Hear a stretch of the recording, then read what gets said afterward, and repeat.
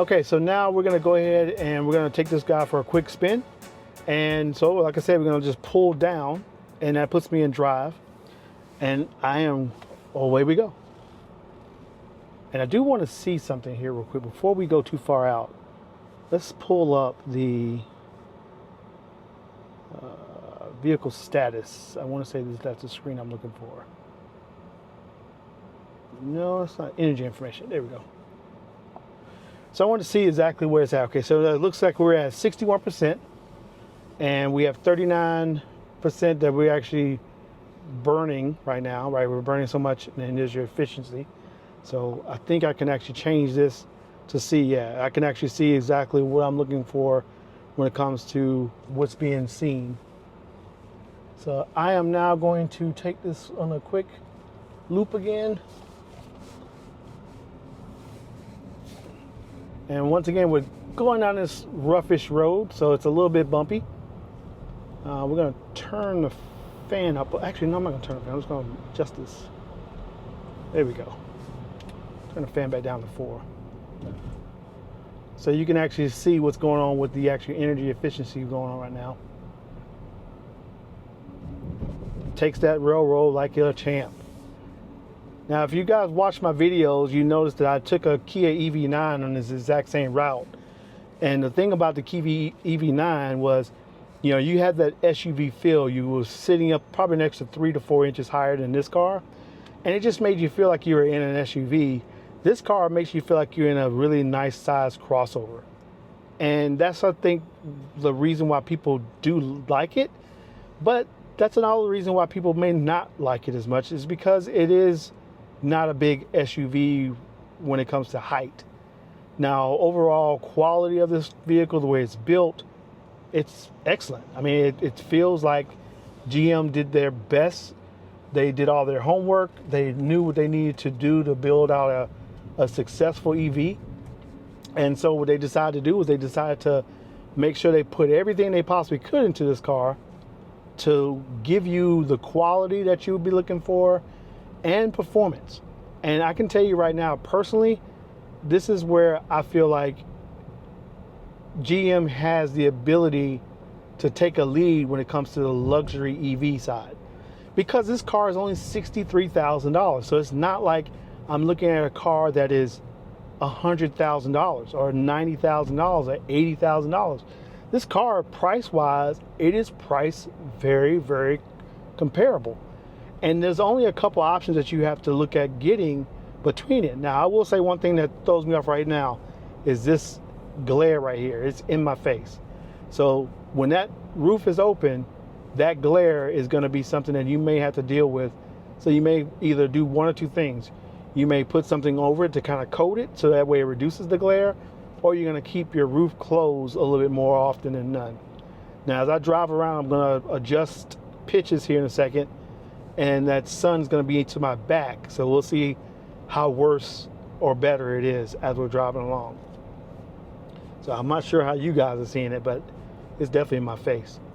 The waterfall mirror here is a smaller mirror.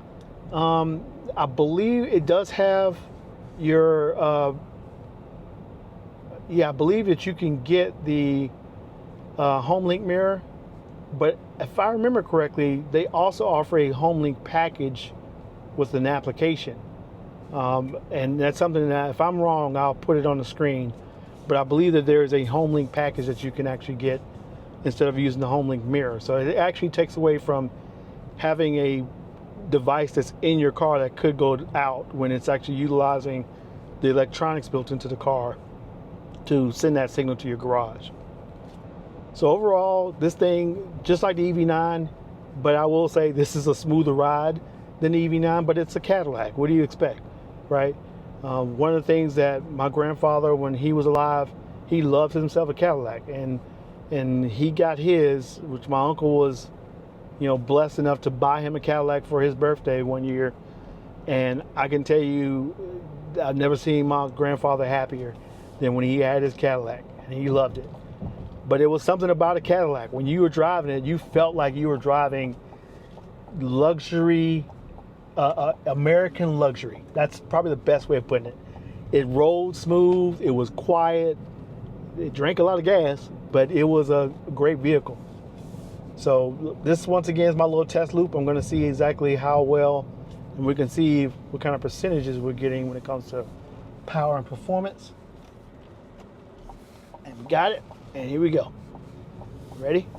Got it.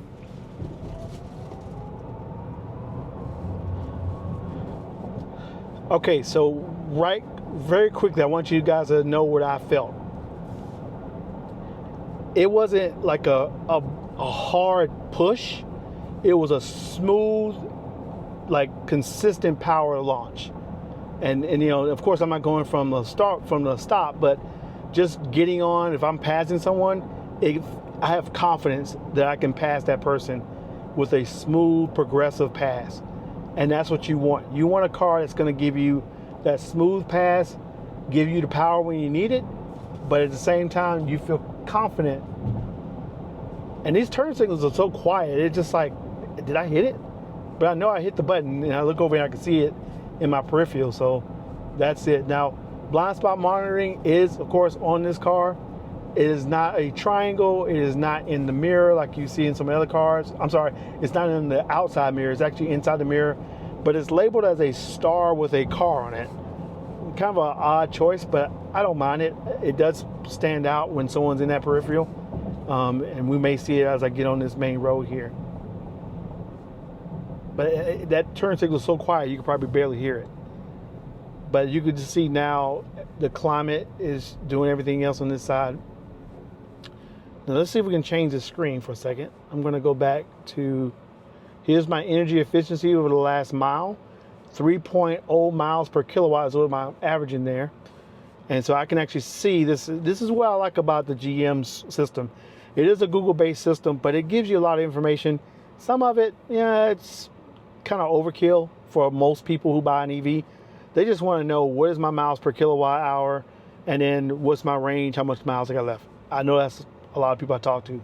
That's what they care about. Now you can see, once again, that reflective area is gone. So this should be more easy for you to see it. And then, of course, you know, you get this really nice. So I would say, here's the thing. I would say if I'm looking at buying this car, if there's a way that you could put something over here, like a piece of vinyl, something like that, to kind of just give it maybe a carbon fiber look, that might be beneficial to do this area and maybe around it, just to make it match up, just because of that high reflective area. Other than that, there's nothing else wrong with this. The screen is nice. I wish it was darker and you will be able to see the actual ambient lighting that's inside this car, because it is beautiful. And it gives you a huge amount of lighting colors to choose from. So here's the plus about buying a Cadillac LYRIQ. You're buying a car that it may lose its resale value just like all EVs do, but you're buying something that honestly, it's giving you 99% of the features that most people want right now. It gives you the all-wheel drive capabilities. It gives you all the performance capabilities. It gives you all those things that a lot of people really want to have in a car like this. And then on top of that, you actually have a really nice overall smooth performing ride.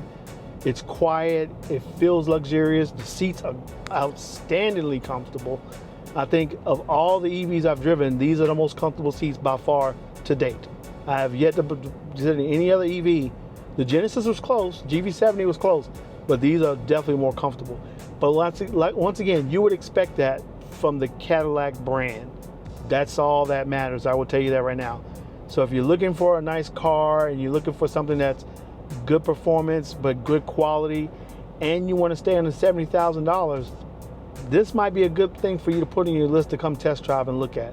Because I really do think that of all the GM EV cars, and you know, this is my favorite. This is my favorite car, and the only reason why I could not buy it is because it's a little bit too long for my garage. I mean, it will fit, but it was going to be like bumper to maybe about 5 inches to my door, and that's just a little too close for me to have to worry about. Now, as I move, maybe I might consider it for my next one. But I will tell you this: this is one of those cars that, yeah, by far, I would 100% love to own one.